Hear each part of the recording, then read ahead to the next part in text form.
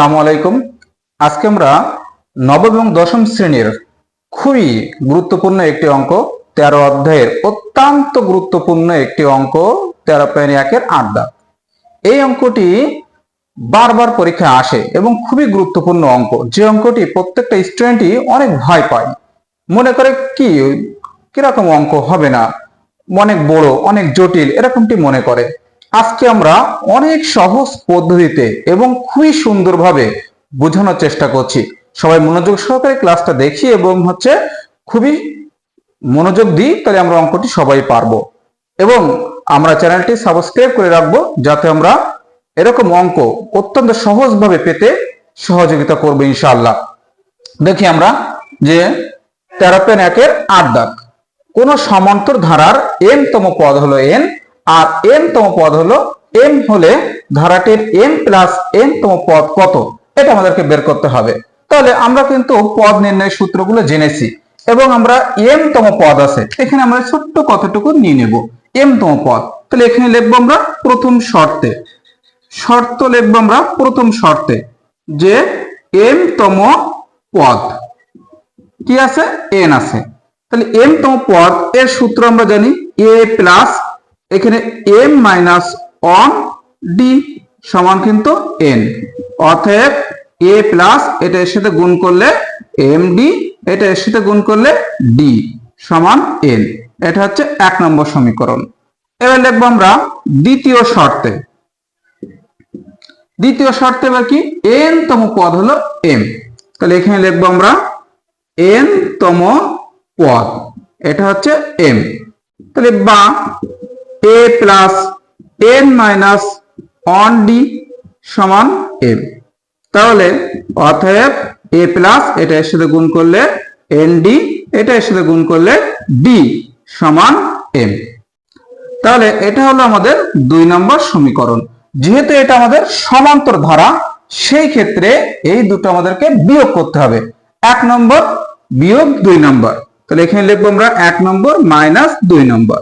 তাহলে এইটার এটা বিয়োগ করে দেব, a plus md minus d সমান সমান n, আর a plus nd minus d সমান সমান m। এখন বিয়োগ করলে চিহ্নগুলো পরিবর্তন হয়, এখানে প্লাস আছে মাইনাস হবে, এখানে প্লাস আছে মাইনাস হবে, এখানে মাইনাস আছে প্লাস হবে, এখানে প্লাস আছে মাইনাস হবে। তাহলে এখানে যেহেতু প্লাস, তাহলে এটা কেটে যায়, এখানে মাইনাস এখানে আছে প্লাস, তাহলে এটা কেটে যায়। তাহলে md মাইনাস nd, আর এটা হচ্ছে n মাইনাস m। তাহলে বা আমরা এখান থেকে d কমন নিলে m মাইনাস n থাকে, আর এখান থেকে যদি আমরা মাইনাস কমন নিই তাহলে এটা উল্টাই যায়, m মাইনাস n হবে। এবার m মাইনাস n তুলে দিলাম, তাহলে অতএব d সমান সমান এখানে শুধু মাইনাস, তাহলে এখানে কিছু না থাকলে সেটা কি বলি আমরা 1 বলি, তাহলে হচ্ছে d সমান সমান মাইনাস 1। এটা হচ্ছে d এর মান বের করতে পেরেছি আমরা। এখন আমরা m প্লাস n তম পদ বের করব, তাহলে এখানে লিখবো আমরা এখন n তম পদ সমান a plus n minus 1d, এটা আমরা কিন্তু সবাই জানি।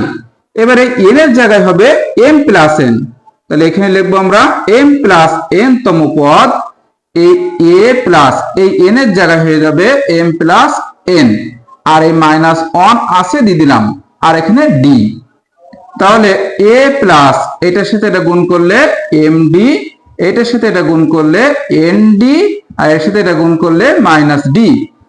এখন আমরা a প্লাস md, এই d টা আমরা আগে নিয়ে আসলাম, আর nd টা আমরা পরে দিয়ে দিলাম। a plus md minus d, এখানে কিন্তু ছিল a plus md minus d সমান n, অর্থাৎ এইটার মান কিন্তু n ছিল, তাহলে এখান থেকে এটার মান কিন্তু আমরা n দিলাম, আর এখানে ছিল কিন্তু nd, তাহলে n আর এখানে n, এই d এর মান এখানে কিন্তু হয়েছে মাইনাস 1, তাহলে এখানে মাইনাস 1 দিয়ে দিলাম। তাহলে n প্লাস মাইনাসে মাইনাস, n আকে n থেকে n বাদ দিলে 0, তাহলে এটাই কিন্তু আমাদের অ্যান্সার। এত সহজভাবে কিন্তু অঙ্কটি আমরা করতে পারলাম। এই অঙ্কটি কিন্তু অনেক গুরুত্বপূর্ণ, আমরা এরকম সহজ মাধ্যমে অঙ্ক পেতে অবশ্যই আমরা চ্যানেলটি সাবস্ক্রাইব করে রাখবো।